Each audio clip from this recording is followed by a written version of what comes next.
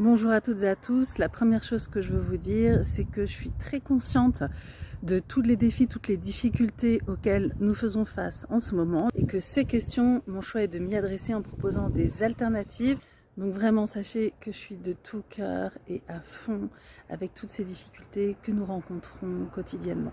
Dans la vidéo précédente, j'ai parlé de ma vision du monde, du fait que selon moi, c'est très simple d'être heureux et heureuse ensemble. Et il ne vous a pas échappé que ce n'est pas l'expérience qu'on fait au jour le jour dans nos vies quotidiennes, cette expérience de fraternité, sororité, tranquillité et respect. Et on aime souvent parler de vision d'un côté et de mission de l'autre.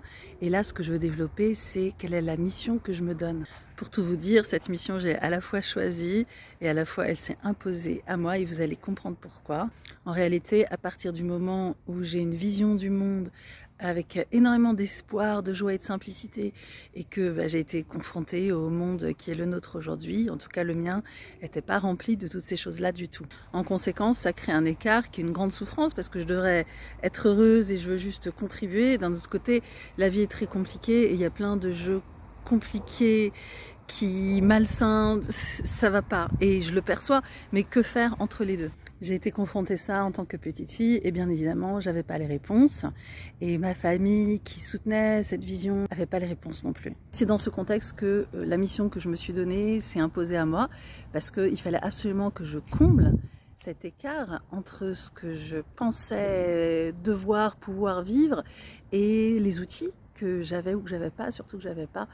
Donc, vous l'avez compris, la mission que je me donne depuis que je suis petite, c'est de combler cet écart. Donc, j'ai collecté tout ce que je pouvais pour faciliter ça et réfléchi beaucoup à toutes mes expériences de vie et parlé à beaucoup de gens et fait un doctorat en sociologie où j'ai interviewé 60 personnes, certaines personnes pendant, la majorité des personnes pendant 2-3 heures. J'ai développé mes connaissances dans le judaïsme dont je venais et qui s'inscrivait pour moi dans cette vision et puis en écoute mutuelle, en communication non violente, en sociocratie et en beaucoup d'autres domaines.